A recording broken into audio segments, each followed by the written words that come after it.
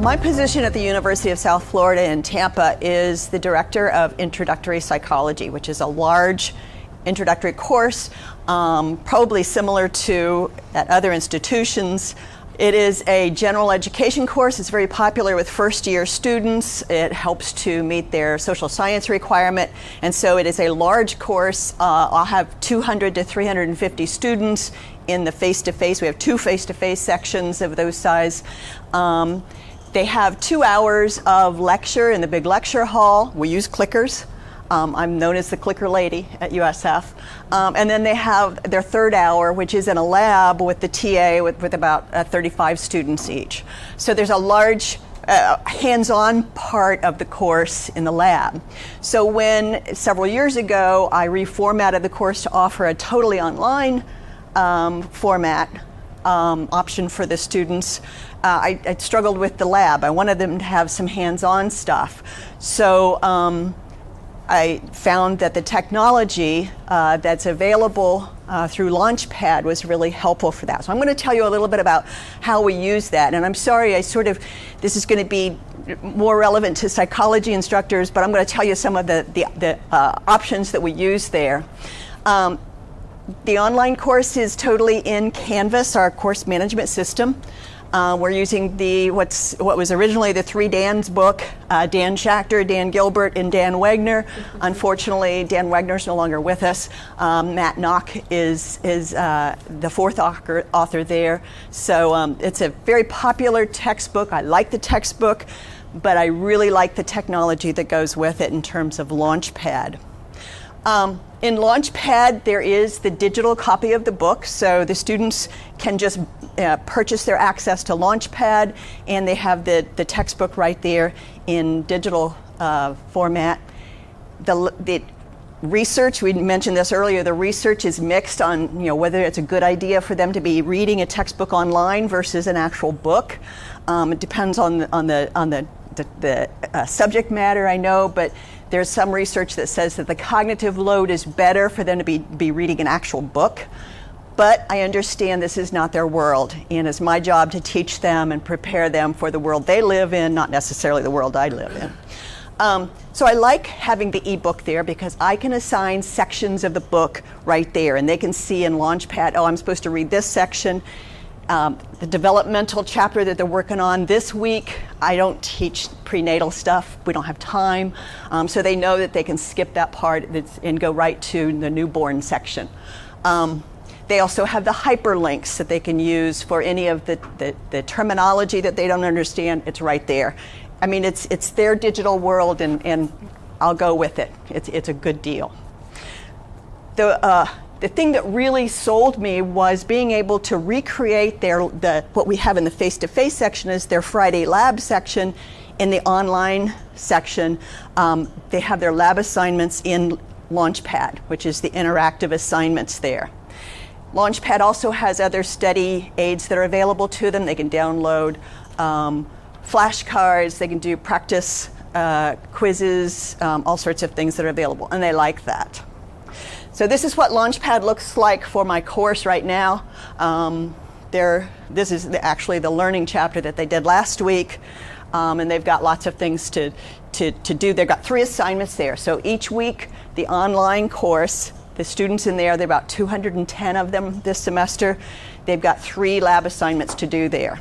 And just like the face-to-face section where they're doing the same type of interactive activities in their face-to-face lab section on Friday, my online students are doing it in Launchpad. So the interactive modules that I use the most are concept practice modules, video activities, and psych sims. I'm going to start with psych sims because those are my favorite. These are actually interactive simulations of some classic psychological concepts and experiments that I want them to have some actual experience with. For instance, classical conditioning. You've probably all heard of Pavlov and classical conditioning. In Launchpad, their assignment is to watch this simulation of a classical conditioning experiment where there's a puff of air that goes onto the eye of the participant, and they have the woman there and the puff of eye, and you'll blink automatically. It's a reflex. If puff of air hits your eye, you're going to blink. But if, as in Pavlovian terms, we're going to pair it with a tone. So you have the tone, puff of air, you blink. Tone, puff of air, you blink.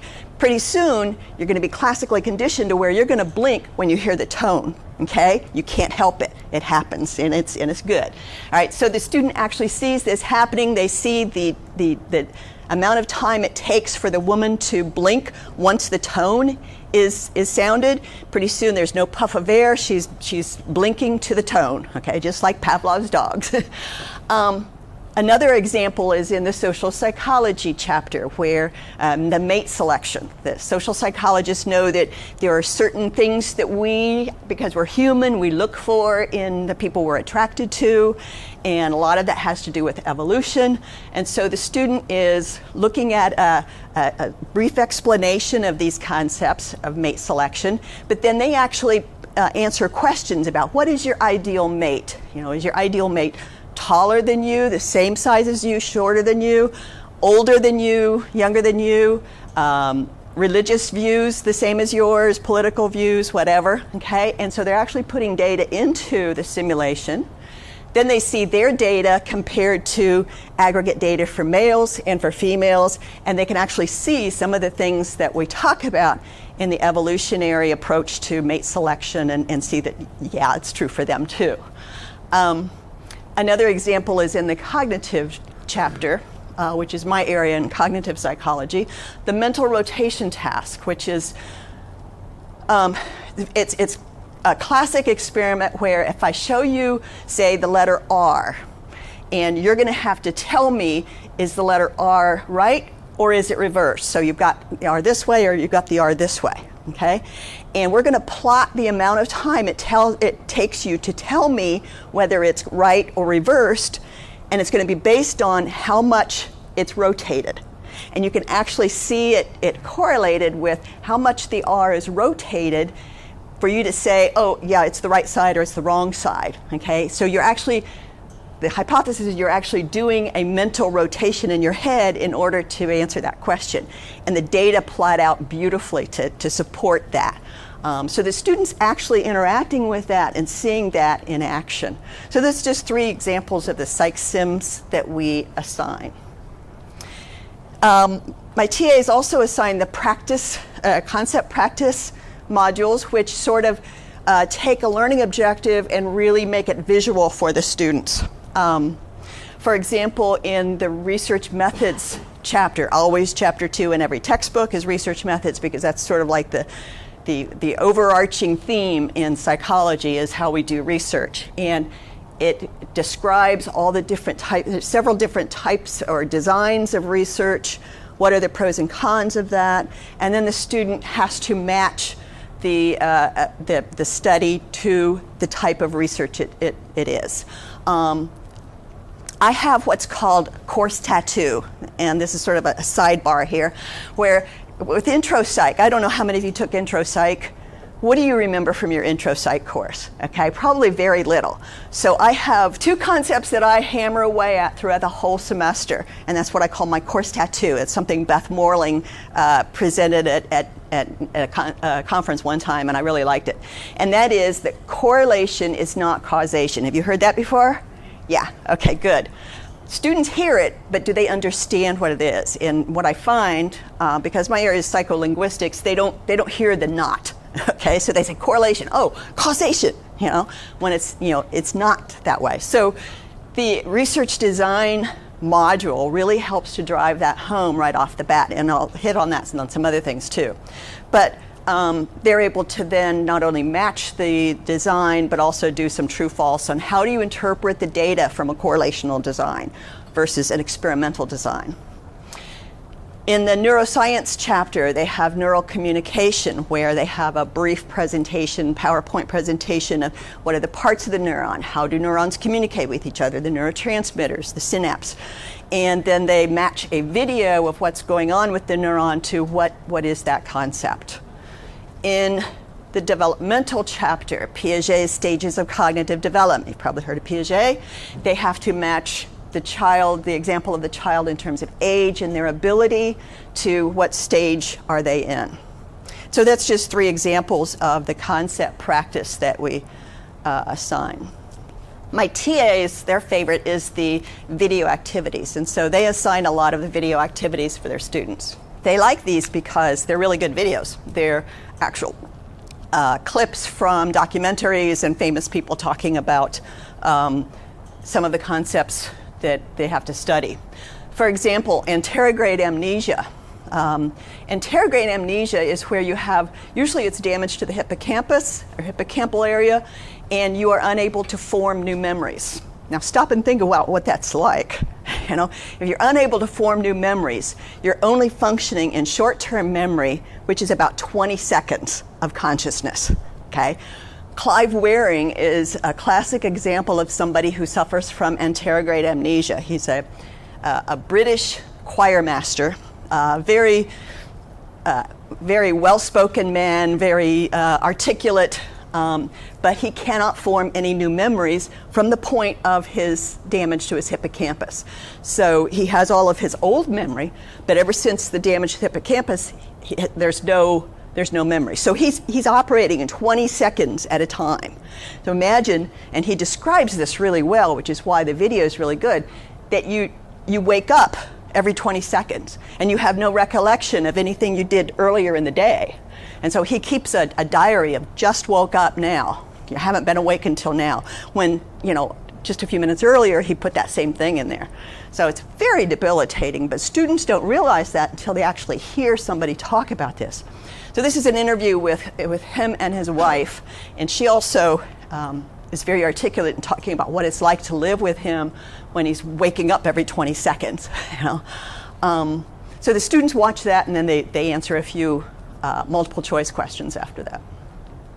And again, the correlation and causation, there's a video that's very good on this one that starts out with the explanation of about our brains are set up to see causation and correlation. So my apologies to my physics colleagues in here. If you have an object here and you have an object here, this object moves over here, and then suddenly this object starts moving, we automatically say there was some causation there, okay?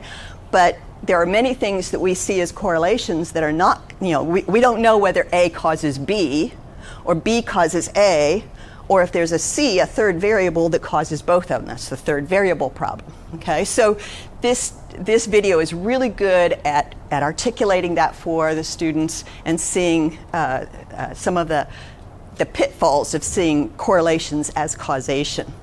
It also relates to one of their major writing assignments where they have to they read an article, a research article that is a correlational design, then they read the journalist's depiction of that research where they cross the line and talk about causation, and so this helps drive that home too.